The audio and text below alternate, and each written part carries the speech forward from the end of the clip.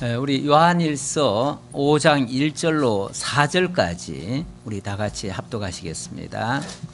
예수께서 그리스도이심을 믿는 자마다 하나님께로부터 난 자니 또한 낳으신 이를 사랑하는 자마다 그에게서 난 자를 사랑하느니라. 우리가 하나님을 사랑하고 그의 계명들을 지킬 때에 이로써 우리가 하나님의 자녀를 사랑하는 줄을 아느니라. 하나님을 사랑하는 것은 이것이니 우리가 그의 계명들을 지키는 것이라. 그의 계명들은 무거운 것이 아니로다. 무릇 하나님께로부터 난 자마다 세상을 이기느니라. 세상을 이기는 승리는 이것이니 우리의 믿음이니라. 아멘. 요한일서 4장부터 5장까지는 그리스도께서 완성하신 새 계명에 대한 증거입니다. 우리가 새 계명은 한마디로 사랑이라고 말씀드렸습니다. 그리고 그 사랑의 근본은 하나님이심을 증거하였습니다. 그래 놓고 오늘 이제 5장에 들어와서는 세상을 이기는 믿음과 그리고 그 믿음을 가진 자들에게 있는 영생의 소망에 대해서 증거하려고 합니다. 지금 사랑과 믿음 그리고 소망 이 세 가지를 매우 중요하다라고 말씀드리고 있는데요. 제가 오늘 말씀 묵상한 장면이 사도 바울이 증거했던 고린도전서 13장입니다. 고린도전서 13장에 보면 사랑의 정의를 쭉 내려놓고 있죠. 그래놓고 마지막 결론에 가서는 그런즉 믿음, 소망, 사랑 이 세 가지는 항상 있을 것인데 그 중에 제일은 사랑이다 이렇게 말하고 있습니다. 아니 사랑 얘기 쭉 하다가 끝에 가가지고는 믿음, 소망, 사랑 이렇게 또 얘기를 했단 말이에요. 그러면은 왜 사랑 얘기를 쭉 했죠? 사랑이 가장 근본이고 중심이고 모든 것이 사랑에 의해서 시작되기 때문에 그렇습니다. 거기서 나오는 것이 믿음이고 또 그 믿음을 가진 것에서 소망이 우러나오기 때문에 그래서 믿음, 소망, 사랑은 어찌 보면 셋으로 나뉘어서 설명을 하지만 결국은 하나예요. 오늘 본문에도 보면 예수가 그리스도이심에 대한 증거를 하다가 세 증인을 소개를 합니다. 그래 놓고 이 셋은 하나이니라 또 이렇게 얘기를 해요. 그래서 셋으로 따로 분리해서 설명하다가도 결론은 하나로 끝이 나요. 우리 하나님을 증거할 때도 뭐 성부, 성자, 성령 이야기하다가 결론에 가서는 하나님은 한 분이시니라 이렇게 얘기를 해요. 그래서 이런 것들이 도대체 이게 하나라는 얘기야 셋이라는 얘기야 원래 하나인데 셋으로 드러난다는 얘기겠죠. 그래서 그거를 흔히 삼위일체다 이렇게도 표현을 합니다. 여기 믿음을 얘기하고 오늘 이제 5장에 들어와서는 믿음 얘기할 거예요. 믿음 얘기하고 그리고 아마 오늘 끝까지는 못 갈 것 같은데 다음 주에 가면 소망에 대한 이야기를 할 것 같아요. 그래서 믿음과 소망을 이야기하는데 이것은 별개의 이야기가 아니라 바로 사랑에 근거해서 나오는 그러한 믿음과 그 결과가 소망으로 이어져 간다. 그래서 믿음과 소망 사실은 그보다 더 앞서서 사랑이다 그 말이죠. 모든 것은 사랑에 의해서 시작되어지고 그리고 끝까지 남는 것도 사랑이라고 그랬습니다. 이 사랑은 영원히 남을 것이다. 영원히 남을 것이다. 그 중에 제일은 사랑이다. 이렇게도 표현을 하고 있습니다. 5장 1절의 말씀 그래서 1절로 12절까지는 세상을 이길 믿음에 대한 증거의 말씀인데요. 예수께서 그리스도이심을 믿는 자마다 하나님께로부터 난 자니 또한 낳으신 이를 사랑하는 자마다 그에게서 난 자를 사랑하느니라. 참 우리가 정신 바짝 안 차리면요 도대체 무슨 소리를 하는지 이게 헷갈려요. 저도 증거를 하고 있지만 저도 정신 안 차리면 정말 이 부분을 제대로 설명을 못 드리고 넘어갈 수밖에 없는 그런 아주 진리가 굉장히 깊은 내용이에요. 사실은 이 내용이 엄청나게 깊은 내용이에요. 그래서 이거를 뭐 우리가 하도 사랑 이야기를 많이 들어봐가지고 뭐 그거 맨 똑같은 얘기 아니냐, 교회 가면 맨날 사랑하는 얘기 아니냐, 그리고 또 뭐 믿으라고 계속 주장하는 얘기 아니냐, 단순하게 생각하는데 그렇게 간단하지만은 않아요, 이 부분이. 그래서 사실 요즘 같으면은요, 교인들 억지로라도 막 끌어내놓고 교회 절대 빠지지 말라고 제가 묶어놓고 싶은 솔직히 그런 심정이에요. 그런데 오늘도 보니까 몇몇 분들이 빠진 것 같은데, 빠진 분들이 다음에 오면은 알아들을까라는 사실은 좀 의구심이 들어요. 예, 그래서 정말 제가 이 말을 하는 이유는 정신 좀 바짝 차리시고 이 말씀을 잘 경청해 달라고 하는 그런 당부의 말씀입니다. 왜냐하면 너무나 소중한 진리의 내용인데 이것을 우리가 허투루 들었다가는, 그리고 그냥 흘려버렸다가는 정말 돌이킬 수 없는 그런 손실이 오기 때문에, 제가 약간은 순서를 좀 거꾸로 했어요. 먼저 4절부터 좀 설명을 드릴까 합니다. 4절에 보면 무릇 하나님께로부터 난 자마다 세상을 이기느니라. 세상을 이기는 승리는 이것이니 우리의 믿음이니라. 여러분 다 승리 좋아하시죠? 세상을 이긴다는 거 참 좋아하시죠? 우리 예수 믿는 이유 중에 하나도 이기려고 믿는 경우가 많아요. 그런데 세상을 이긴다는 말이 무엇인가, 이걸 한번 좀 깊이 생각을 해봐야 됩니다. 도대체 세상은 무엇이고 이긴다는 것은 뭔가, 이긴다는 믿음은 또 뭔가, 이걸 생각해 봐야 되는데, 흔히들 세상이라고 그러면은 우리가 지금 발 디디고 살고 있는 이 땅을 생각하지요. 이 세상을, 그래서 우리의 우리가 지배하고 다스리는 그 영역, 그래서 우리가 정복해 가야 된다.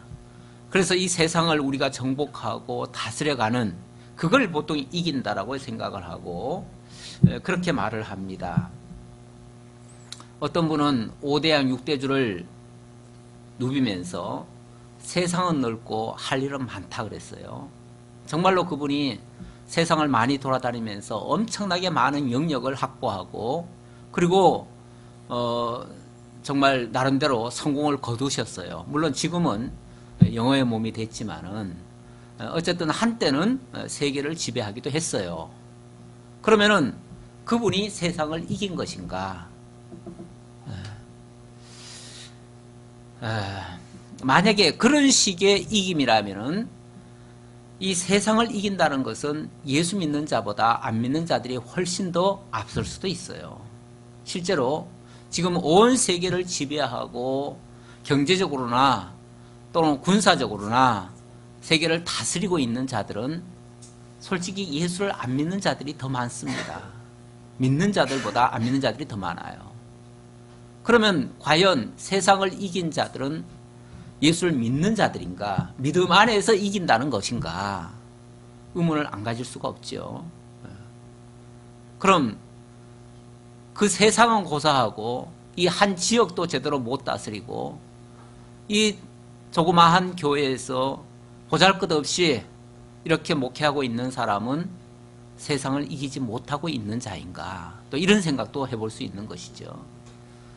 왜냐하면 이 세상에 대한 개념을 우리가 제대로 이해하지 못하면 계속해서 엉뚱한 것을 추구하고 그걸 목표로 삼고 그걸 위해서 투쟁하고 싸워가고 있거든요.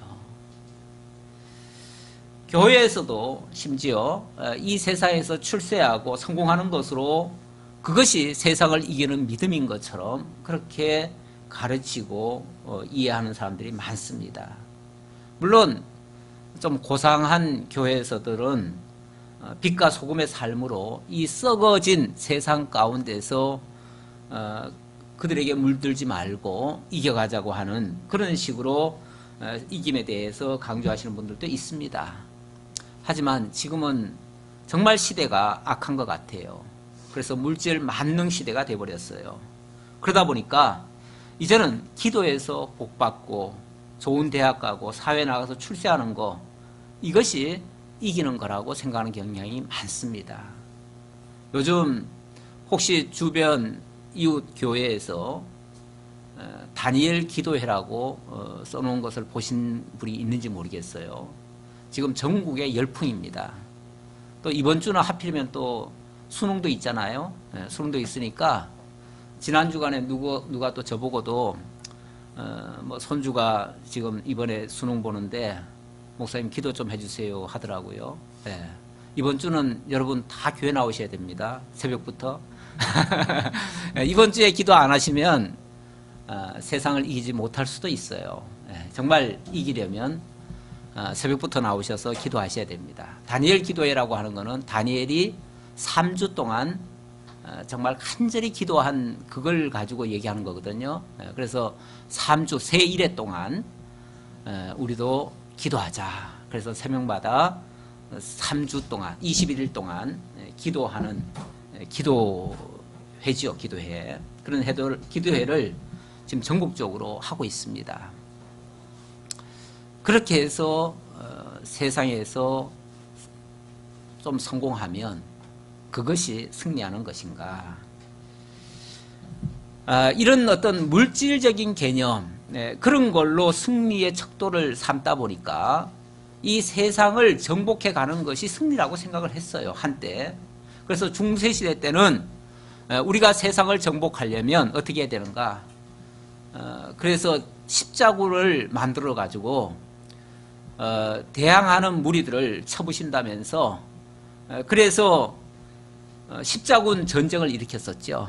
그래서 한때 그건 뭐 아마 100여 년 이상 했을 거예요. 뭐 물론 공식적으로는 그렇게 아니지만은 굉장히 오랫동안 십자군 전쟁을 통해서 세계를 정복해 가는 것이 믿음으로 승리하는 것이라고 해가지고 수많은 사람들을 죽였습니다. 그리고 그 예루살렘만 정복하면 무엇인가 이룰 줄로 알고 갔는데 막상 예루살렘 가보니까 아무것도 없더래잖아요. 아무것도 없고 정말 너무나 허탈하더래요. 예루살렘을 정복했는데.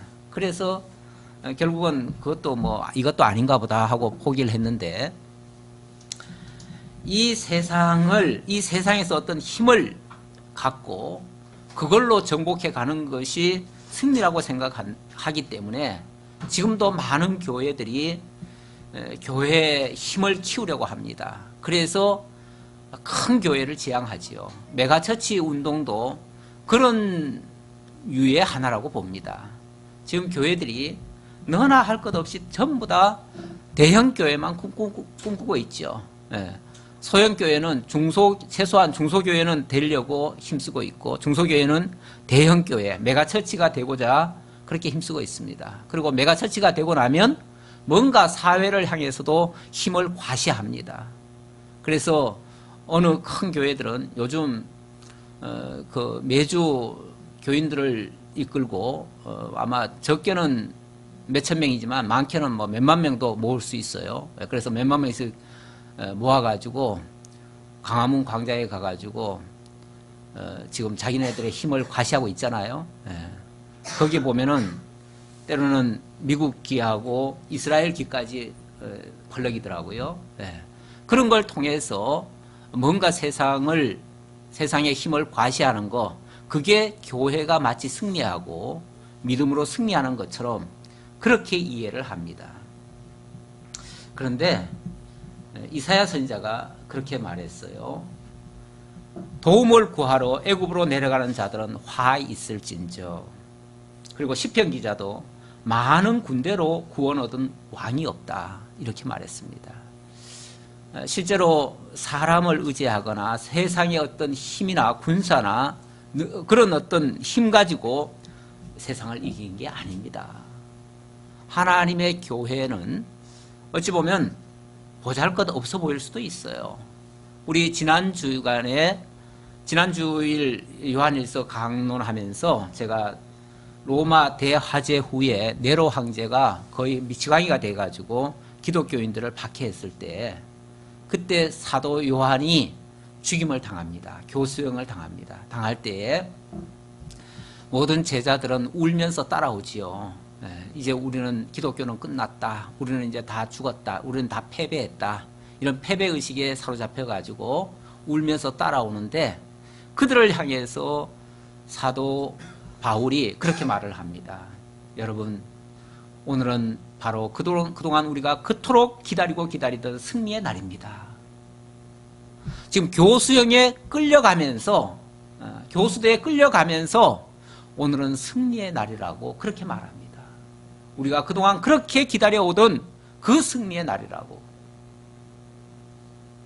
세상을 이기는 믿음이라고 하는 것은 이 세상 사람들이 지금 생각하고 있는 그런 믿음, 그런 승리와는 전혀 다른 이야기예요. 예수님이 십자가에 못 박혀 죽었습니다.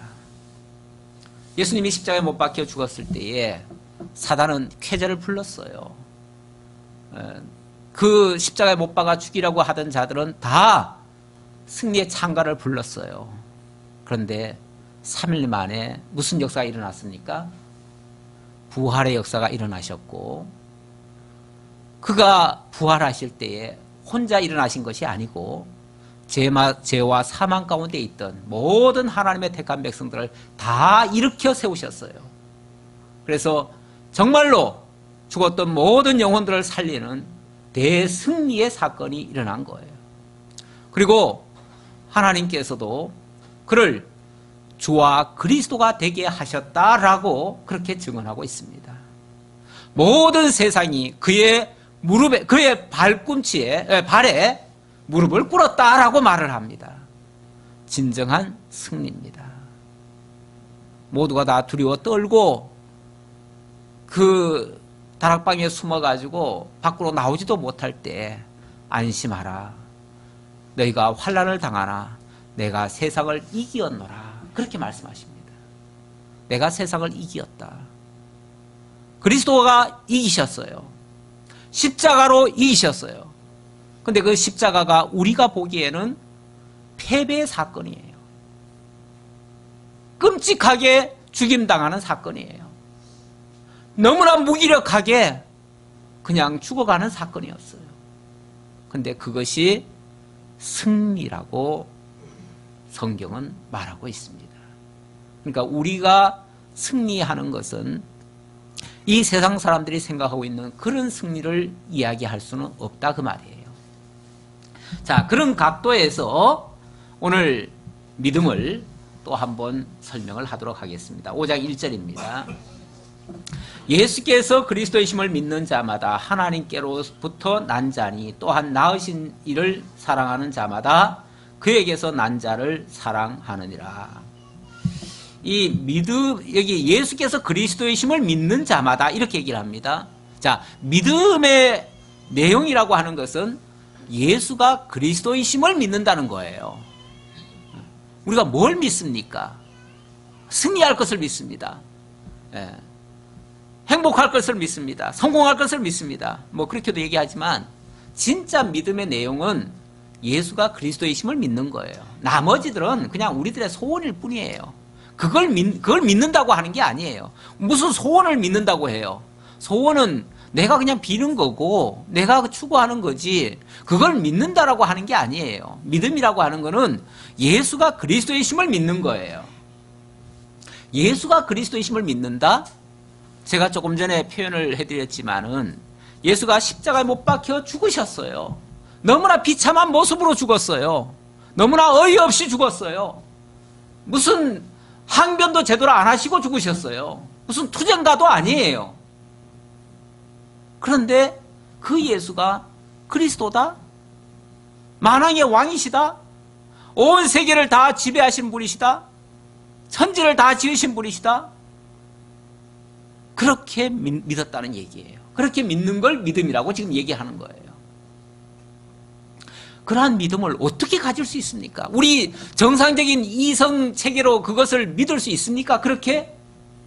아니 그렇게 비참하게 죽으신 그분이 정말로 온 천하를 다 지으신 창조주이시고 그리고 영원하신 그리스도시고 우리의 생명을 구원하신 구원주이시고 이렇게 정말로 믿어지십니까? 어떻게 믿어집니까? 그것이 내 이성으로 믿어집니까? 우리 인간의 스스로의 신념으로는 도저히 불가능한 일입니다. 그런데 정말 고귀하게도 오늘 이 자리에 계신 분들은 대다수가 다 믿습니다. 그 사실을 믿어요. 그 사실을 믿는 그 믿음은 내가 믿는다기보다는 내 속에 하나님이 주신 선한 양심이 있어서 믿는 거예요.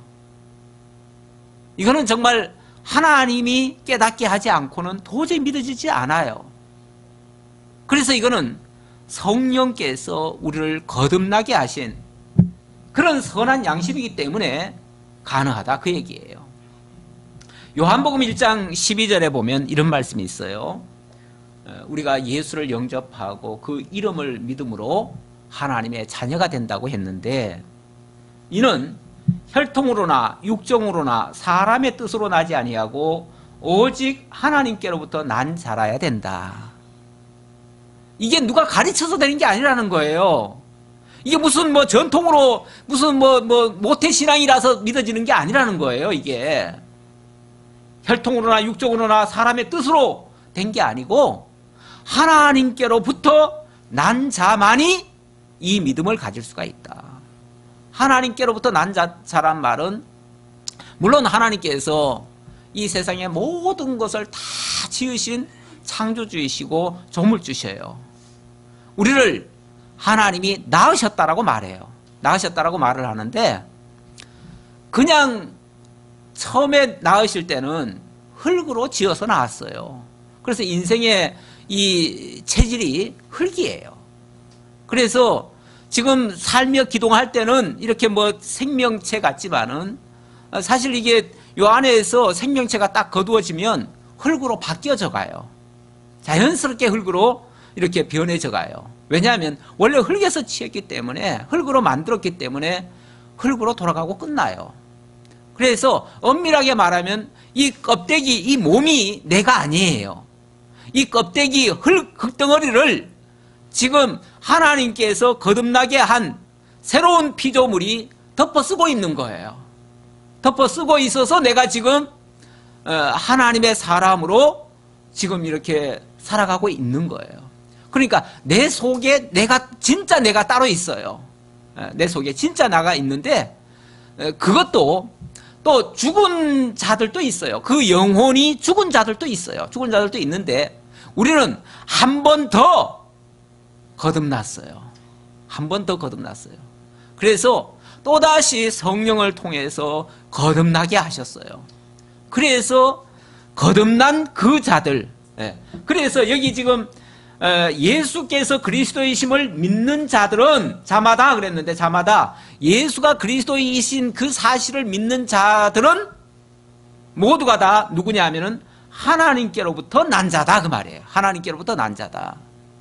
이 세상적으로 혈통적으로 나가지고는 절대로 믿어지지 않는 사건이다. 있을 수가 없는 일이다. 그런데 하나님께로부터 난 자는 그 사실이 믿어진다. 그러니까 예수가 그리스도이심이 믿어지는 이 역사적 사실보다 더 놀라운 사실은 없어요. 이게 정말 신비이기도 하지만 정말 너무너무 놀라운 사건이에요. 나같이 저 굉장히 따지기 좋아하는 사람이거든요. 원래 제가 그렇게 잘 믿지 않는 사람이에요. 뭐든지.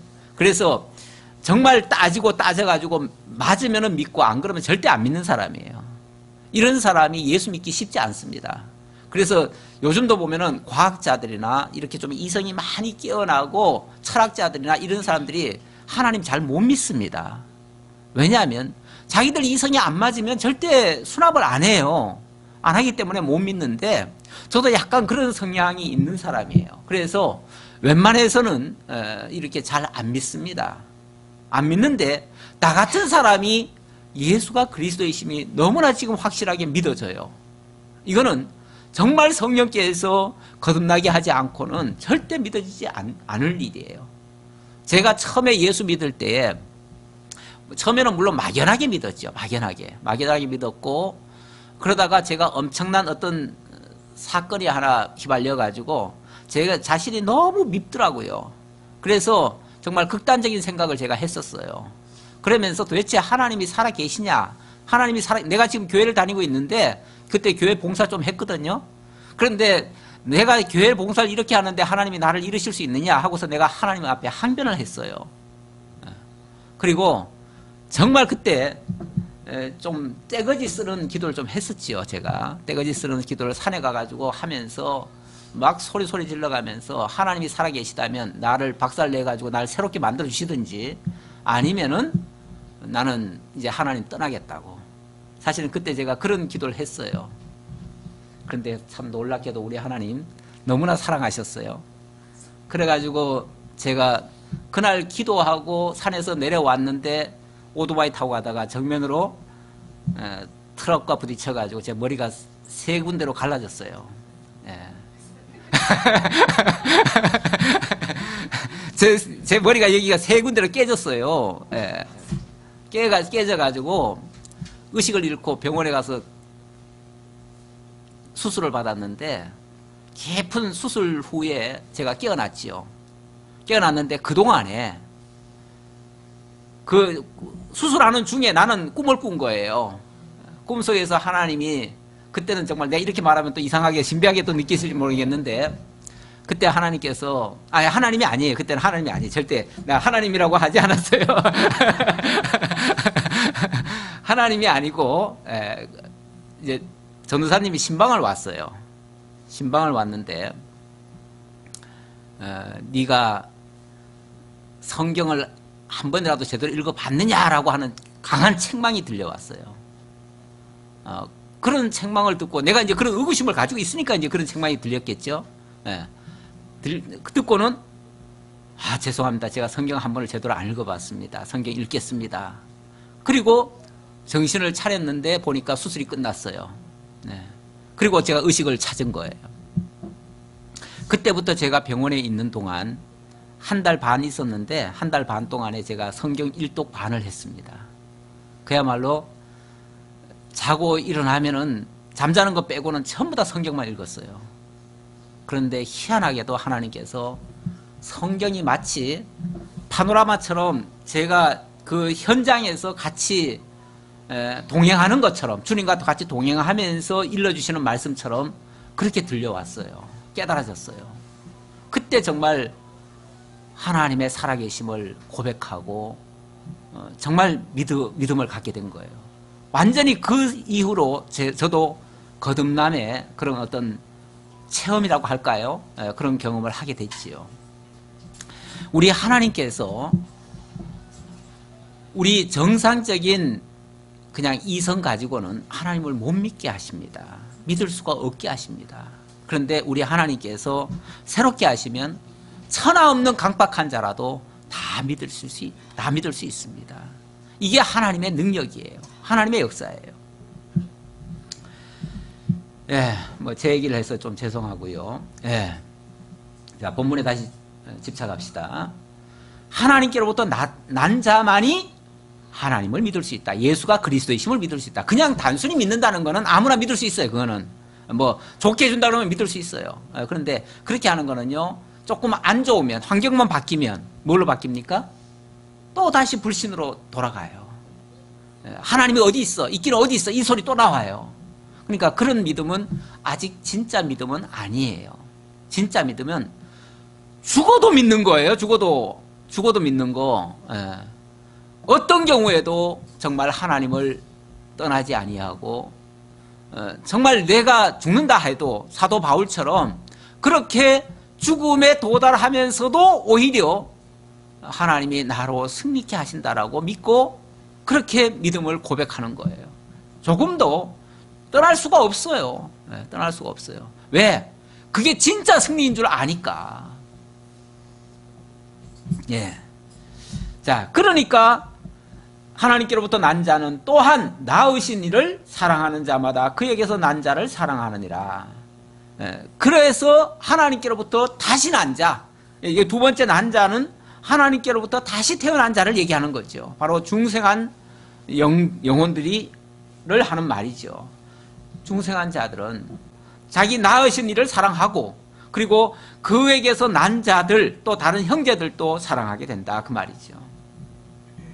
그러면서 2절에는 우리가 하나님을 사랑하고 그의 계명들을 지킬 때 이로써 우리가 하나님의 자녀를 사랑하는 줄을 아느니라. 그래서 두 번째는 하나님을 우리가 사랑한다면은, 그에게서 낳고 또 그를 사랑하는 자라면은 당연히 그의 계명들을 지키게 될 것이다, 그 말이죠. 여기 그의 계명이 무엇인가를 조금 생각해 봐야 되는데, 우리는 계명하면 자꾸 율법을 생각하고 율법을 잘 지켜야 된다, 이렇게 또 생각을 하니까, 그래서 계명에 대한 정의를 다시 한번 내려야 되는데요. 이 요한일서에서는요, 이 계명에 대해서 잘 정의를 했어요. 요한일서 3장 23절 한번 볼까요? 이미 지나간 얘기지만 3장 23절에 이렇게 말하고 있습니다. 그의 계명은 이것이니, 자, 그의 계명이 이것이다 라고 정의를 했지요. 그의 계명은 이것이니 곧 그 아들 예수 그리스도의 이름을 믿고 그가 우리에게 주신 계명대로 서로 사랑할 것이니라. 여기는 정의를, 그 계명이라고 하는 것의 정의를 두 가지로 내렸네요. 그렇죠? 하나는 뭐죠? 그 아들 예수 그리스도의 이름을 믿고, 그 아들이 누구라고요? 그리스도라고요. 예수가 그리스도라는 그 사실, 그 이름을 믿었다. 그 그리스도라는 이름이 구원자고요, 메시아하고 기름 부음 받은 자라는 얘기고, 그 기름 부음 받은 자라는 뜻은 원래 왕이요, 제사장이요, 선자란 뜻이에요. 왜냐하면 구약 시대에 기름 부음 받은 자들이 왕이 기름 부음 받았고, 선자가 기름 부음 받았고, 제사장이 기름 부음 받았거든요. 그래서 그리스도라고 한다면 그는 우리를 위하여 진정으로 희생의 제사를 드려주신 분이시고, 우리에게 참 하나님의 진리를 알려주신 선지자이시고, 그리고 우리를 영원히 통치하시고 다스려주실 왕이시다, 그 말이죠. 만왕의 왕이시다. 그 이름을 믿는 것이 바로 그의 계명을 첫 번째로 지키는 것이다 라고 얘기를 했고, 그 다음은 그의 계명에서 이제 예수님이 직접 내가 너에게 새 계명을 주노니 하면서 말씀하신 게 있죠. 하나님을 사랑하고 내 이웃을 내 몸과 같이 사랑하라. 이게 예수님이 직접 우리에게 내 계명은 이것이다 라고 말씀하셨기 때문에 바로 그걸 그대로 이제 사랑하는 것이다, 그 말이죠. 그래서 하나님 사랑하고 이웃을 정말 내 몸처럼 사랑한다. 그 여기 이웃이라고 하는 거는 하나님께로부터 난 자들, 바로 성도들을 가리키는 말이에요. 그 성도들이 지금 교회를 이루고 있어요. 그 교회를 사랑하고 그 교회 성도들을, 그러니까 교회를 사랑한다는 건 이 건물을 사랑한다는 얘기가 아니에요. 이 건물은 그냥 회집 공간이고요. 이 공간 안에 우리가 함께 예수를 배워가고 하나님을 알아가고 있는 우리 주의 형제들을 얘기하는 거예요. 그 성도들 사랑하는 것이 바로 교회를 사랑한다는 말이고, 그것이 바로 새 계명을 지키는 일이다, 그 말이에요. 자, 그래서 이걸 통해서 우리가 진짜 하나님께로부터 났다고 하는 증거를 받는다, 그 말이죠. 그게 증거다. 그러니까 내가 그 예수가 그리스도이심을 확실히 믿고, 그가 나를 정말 온전히 다스려 주시는 그리스도이심을 믿고, 그리고 그에게서부터 난 자들을 사랑하고, 이렇게 하는 모습을 보면 아, 저 사람이 진짜 하나님께로부터 난 자구나 라는 확실한 증거가 된다, 그 말이죠. 우리가 다른 걸로 증거를 삼을 수는 없다. 이게 진짜 증거다, 그 말이죠. 그러면서 하나님을 사랑하는 것은 이것이니 우리가 그의 계명들을 지키는 것이라. 그의 계명들은 무거운 것이 아니로다. 우리가 율법의 계명하면 굉장히 사실은 무겁게 느껴집니다. 무겁게 느껴지는데, 그러나 비교를 해보면요, 율법의 그 계명과 이 사랑의 계명, 어느 게 더 비중이 클까요? 이 사랑의 계명이 훨씬 더 큽니다. 만약에 인간의 의지로 지키려고 노력을 한다면 차라리 율법의 계명 지키는 게 훨씬 쉽습니다. 왜냐하면 그거는 하라 하는 대로 하고 하지 말라 하는 대로 안 하면 되는 거예요. 그런데 이 하나님을 사랑하라는 거는요. 물론 사랑하니까 나 사랑해 그러면 되는가요? 네. 우리 예수님이 그 사랑을 또 정의할 때 그렇게 말씀하셨어요. 내 마음을 다하고 내 뜻을 다하고 내 힘을 다하고 내 정성을 다하여 주 너의 하나님을 사랑하라. 사랑하라는 게 그냥 말로 사랑하라는 얘기가 아니에요. 진짜 내 마음을 다하고 목숨을 다하고 내 모든 것을 다 하라는 거예요. 목숨을 다할 때 뭘 아끼면 되겠어요? 뭘 요거는 피해놓고 요거는 빼놓고 하면 되겠어요?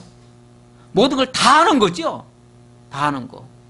그 사랑이 과연 구약에서 주신 율법보다 더 쉽다고요? 훨씬 더 어렵습니다. 훨씬 더 어려워요.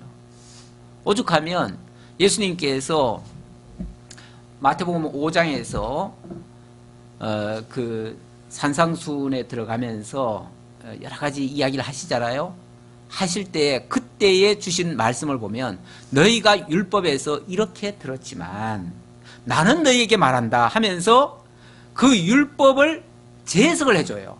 재해석을 해주는데 이게 하나님을 진짜 사랑하는 것이다. 이게 형제를 사랑한다는 것이다. 과거에는 살인만 하지 않으면은 살인이 아니라고 생각했지만 이제는 형제를 향하여서 나가라 하는 자도 살인하는 거다. 음욕만 품어도 이미 간음하는 것이다. 도대체 이 구약의 율법보다 이 신약의 새 계명은 만약에 그 농도로 말하면 훨씬 더 진한 거예요. 훨씬 더 강한 거예요. 강화된 거예요. 강화된 법. 근데 그걸 우리가 지킬 수 있다고요? 제정신 가지고는 못 지켜요. 우리 본래 이성 가지고는 못 지켜요. 오히려 못 지키는데, 그런데 놀라운 것은 하나님께로부터 난 자는 지킨대요. 그 계명을 지킨대요. 그러니까 이거는 억지로 지키는 게 아니에요. 시키니까 지키는 게 아니에요. 우러나와서 하는 일들이에요. 내가 좋아서 하는 일들이에요. 우리가 희한하게도요, 우리 하나님이 만들어 놓기를 억지로 하는 일들은 너무나 힘들게 만들어 놓고요, 좋아서 하는 일들은 너무나 쉽게 또 하도록 만들어 놨어요. 그래서 내가 좋으면 할 수 있는 거예요. 그리고 내가 그 안에 살면 자연스러운 거예요. 외국 사람들이 우리나라 와가지고 우리나라 언어가 굉장히 어렵대요. 굉장히 어렵대요. 그렇죠? 굉장히 어렵대요. 실제로 어려운가 봐요. 그런데 우리나라 사람들은 거지들도 다 하잖아요. 애들도 다 하고 너무너무 쉬워요. 우리한테는 너무 쉬운 것이 저 외국인들한테는 어려워요. 왜 그렇죠? 우린 여기 속해 있기 때문에, 우린 여기 살기 때문에 우리 언어가 너무나 자연스러워요. 이게 어렵다고 느끼나요? 아니에요. 우리가 사랑 안에 속해 있고 하나님의 사랑 가운데 지금 담겨져 있으면, 아니 사랑의 세계 속에서 사랑이 뭐가 어려워요? 그냥 사랑은 사랑이지. 그 안에 있는 거지 그냥. 그러니까 따로 억지로 하려면 어려워요. 다시 말하면 저 밖에 걸 끌어다가 하려고 하면 힘들어요. 내 거 아닌 걸 하려면 힘들어요.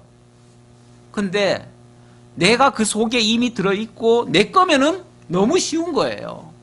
왜? 그냥 내놓으면 되는 거예요. 그냥 나오면 되는 거예요. 그러니까 내가 하나님께로부터 난 자고 하나님의 사랑이 내 속에 거하고 계시면 내 속에서 사랑이 나오는 것은 너무 자연스러운 것이다. 그래서 그의 계명들은, 그의 계명, 바로 그리스도의 그 계명, 사랑의 새 계명은 어려운 게 아니다. 그리스도 안에 있는 자에게는 어려운 게 아니다. 무거운 것이 아니로다. 예수님도 수고하고 무거운 짐진 자들아 다 내게로 오라. 내가 너희를 쉬게 하리라. 내 멍에는 쉽고 내 짐은 가벼우니라. 이렇게 말씀하셨잖아요.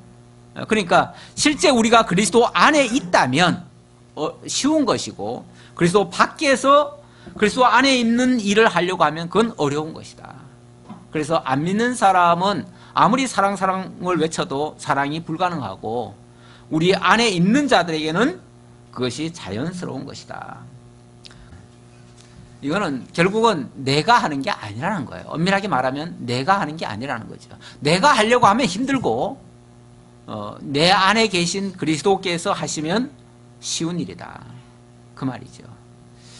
자, 4절로 넘어갑시다. 무릇 하나님께로부터 난 자마다 세상을 이기느니라. 하나님께로부터 난 자들은 세상을 이긴다. 자, 그래 놓고 세상을 이기는 이 승리는 이것이니 우리의 믿음이니라. 자, 세상을 이기는 승리, 세상을 이긴다는 것은 딴 게 아니고 믿음이다. 믿음이 이기는 거다. 그 말이죠. 그러면서 예수께서 하나님의 아들이심을 믿는 자가 아니면 세상을 이기는 자가 누구냐? 예수께서 하나님의 아들이심을 믿는 자가 아니면 세상을 이기는 자가 누구냐? 도대체 세상을 이기는 자가 누구냐? 그래서 예수가 그리스도이심을 믿는 것이 진짜 믿음이라는 얘기예요. 진짜 믿음. 진짜 믿음인데, 자, 우리 히브리서 기자의 증언을 한번 볼까요? 히브리서 기자의 증언. 히브리서 11장 한번 볼까요? 우리 지난번에 이미 살펴봤던 내용인데, 히브리서 11장 1절에 보면 믿음은 바라는 것들의 실상이요 보이지 않는 것들의 증거니 선진들이 이로써 증거를 얻었느니라. 자, 믿음은 바라는 것들의 실상이고 보이지 않는 것들의 증거라고 그랬습니다. 자, 그래 놓고 좀 더 나아가서요, 이 믿음은 또 두려움이 없어요. 어떤 두려움도 없어요. 두려움도 없어가지고 좀 쭉 내려가가지고 어디 보냐면은 35절 봅시다. 35절. 사실 이 히브리서 11장 전체가 다 믿음에 대한 정의부터 시작해서 믿음의 사례와 믿음의 그 내용들을 쭉 소개하고 있는데, 자, 믿음 35절 보면요, 여자들은 자기의 죽은 자들을 부활로 받아들이기도 하며, 이게 다 믿음으로 했다는 얘기예요. 믿음으로 계속해서 믿음으로 하는데, 믿음의 결과물이 이렇게 나왔다는 얘기예요. 여자들은 자기의 죽은 자들을 부활로 받아들이기도 하며, 또 어떤 이들은 더 좋은 부활을 얻고자 하여 심한 고문을 받되 구차히 풀려나기를 원하지 아니하였으며, 또 어떤 이들은 조롱과 채찍질뿐 아니라 결박과 옥에 갇히는 시련도 받았으며, 돌로 치는 것과 톱으로 켜는 것과 시험과 칼로 죽임을 당하고 양과 염소의 가죽을 입고 유리하여 궁핍과 환난과 학대를 받았으니 이런 사람은 세상이 감당하지 못하느니라. 이런 사람은 세상이 감당치 못할 믿음을 가진 자들이다. 그런데 이렇게 또 말씀드리면은, 야, 예수 못 믿겠다. 예수 믿으면 이렇게 될까봐 겁난다라고 생각하실는지 모르겠어요. 이 정도의 경지에 이를 자가 쉽지 않습니다. 우리 요한계시록에 보면 순교자의 그런 정말 참 복이라고 할까요? 그런 것이 있는데 아무나 순교당하는 게 아니에요. 순교에 이른다고 하는 거는 그 불교적 용어로 말하면은 몇 대 저걸 끼쳐야 돼. 이게 보통 이게 순교가 되는 게 아니에요. 아무나 이게 순교가 될 수 있는 게 아니에요. 그런데 그 순교에 정말로 이룰 수 있다면 엄청난 복 있는 자인데 아무나 되는 게 아니다. 그리고 여기에 지금 믿음의 사례들 얘기를 했지만 모든 사람이 이렇게 된다는 얘기는 아니에요. 이걸 가지고 두려워하라는 얘기가 아니에요. 오히려 믿음이라는 것이 이 모든 두려움을 다 이겨내고 그것을 다 극복한다. 그런 차원에서 세상이 감당치 못할 믿음이다. 세상이 감당치 못하면 그러면 이긴 거예요, 진 거예요? 이긴 거죠. 그러니까 세상을 이기는 이김은 이것이니 곧 너희의 믿음이다. 믿음이 바로 이러한 승리를 가져온다. 그 얘기예요. 가져오는데 또 한 구절 더 보죠. 또 한 구절 더 보면 로마서 8장 35절 이하에 우리 한번 또 봅시다. 누가 우리를 그리스도의 사랑에서 끊으리요? 환난이나 공고나 박해나 기근이나 적신이나 위험이나 칼이랴. 기록된 바 우리가 종일 주를 위하여 죽임을 당하게 되며 도살당할 양같이 여김을 받았나이다 한것 같으니라. 그러나 이 모든 일에 우리를 사랑하시는 이로 말미암아 우리가 넉넉히 뭐하느니라? 이기느니라. 그리고 끝에 보면은 높음이나 깊음이나 다른 어떤 피조물이라도 우리를 우리 주 예수 그리스도 안에 있는 하나님의 사랑에서 끊을 수 없으리라. 세상적인 온갖 위협, 그런 환난, 역경, 그 모든 것 우리를 그리스도의 사랑에서 끊을 수 없다. 그러면 그리스도에게 사랑에서 끊어지지 않는 것, 그게 뭐예요? 그게 승리예요. 승리예요. 그 과정에 믿음이라는 게 있고요. 그 믿음을 통해서 우리는 마침내 승리에 이르게 된다. 영원한 승리가 뭐겠어요? 영원한 승리는 하나님께 가는 거 아니겠어요? 하나님이 이 세상을 지으신 근본도 당신의 사랑하는 자들과 함께 영원한 나라를 세우고자 하심이에요. 그 나라에 우리를 참여시키고자 하심이에요. 그 일을 위해서 인간들을 이 땅에 보내셨고 그 하나님의 사랑을 깨닫고 그 하나님 안에서 살게 하시려고 이 땅에서는 어떻게 보면 훈련이에요. 이 땅은 하나님 배우는 장소예요. 그러다 보니까 훈련할 때 여러분 요즘 그 TV에 보니까 뭐 군대 생활하는 것도 보여주더라고요. 그렇죠? 군대 생활 정말 빡셉니다. 그렇죠? 예. 엄청나게 그 혹독한 훈련을 받는데 그 훈련, 그게 목적이나 끝이 아니잖아요. 그렇죠? 그걸 뭐 때문에 그거 하는 거죠? 진짜 전장터에서 피를 흘리지 않기 위하여, 진짜 승리하기 위해서 그 피라는 피땀을 흘리는 거예요. 피땀을 흘리는 거예요. 그 피땀을 흘릴수록 영원한 생명에 도달하게 되는 거예요. 하나님께서 이 땅에서 우리에게 그러한 어려운 환경을 주시고 그 속에서도 끝까지 미담이라는 걸 가지고 이겨낼 수 있게 하시는 것은 그 영원한 승리에 도달하게 하시기 위해서 그렇게 하시는 것이다. 그런 말씀이에요. 6절 봅시다. 이는 물과 피로 임하신 이시니 곧 예수 그리스도시라. 물로만 아니요 물과 피로 임하셨고 증언하는 이는 성령이시니 성령은 진리니라. 증언하는 이가 셋이니 성령과 물과 피라. 또한 이 셋은 하나 합하여 하나이니라. 이것도 참 복잡한 말이에요. 설명하자면 조금 복잡할 수 있는데 어쨌든 구약의 모든 증인은 세 사람의 증인이 있어야 그것을 신청하라 그럽니다. 그걸 받아들이라 그 말이에요. 세 사람의 증인이 없을 때는 그거는 일단은 받지 말래요. 그래서 누가 고발을 하더라도요, 한 사람의 고발 가지고는 인정을 못 받습니다. 세 사람의 고발인과 증인이 있어야 돼. 증인이. 그래야 그 사람을 죄인으로 취급할 수도 있고, 마찬가지로 반대로 그가 의인인 것도 세 증인이 있어야 돼요. 마찬가지로 예수가 그리스도이신 증거도 세 증거가 있어야 돼요. 세 증거가 없이는 예수가 그리스도이심을 알 수가 없어요. 그래서 지금 이 믿음의 내용이 예수가 그리스도라는 사실이었는데 그 예수가 그리스도이심을 믿는 자가 아니면 누가 세상을 이기겠느냐라고 얘기를 했고, 그 이기는 그 믿음을 가진 자라면은 이 예수가 그리스도이신 확실한 증거 이 세 가지가 있다 그 말이에요. 그 세 가지 증거가 뭐냐면 첫째는 물이고 두 번째는 피고 그 다음에는 성령이다 그랬어요.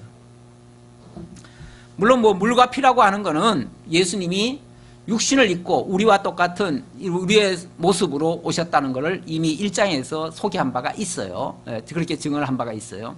근데 여기서는 단순히 그 얘기를 반복하는 얘기인가 그게 아니고 여기서는 좀 더 구체적으로 그 물이 무엇이고, 왜냐하면 각각의 증언으로 얘기를 하고 있어요. 그래서 각각의 그 증거를 하다 보면 물이 무엇인지, 불이 무엇인지, 피가 무엇인지, 그 다음에는 성령이 무엇인지를 알아야 되는데,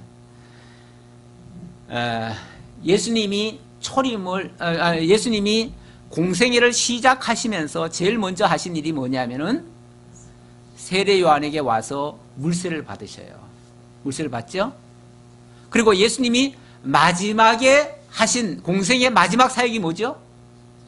십자가에 못 박혀 피를 흘리셔요.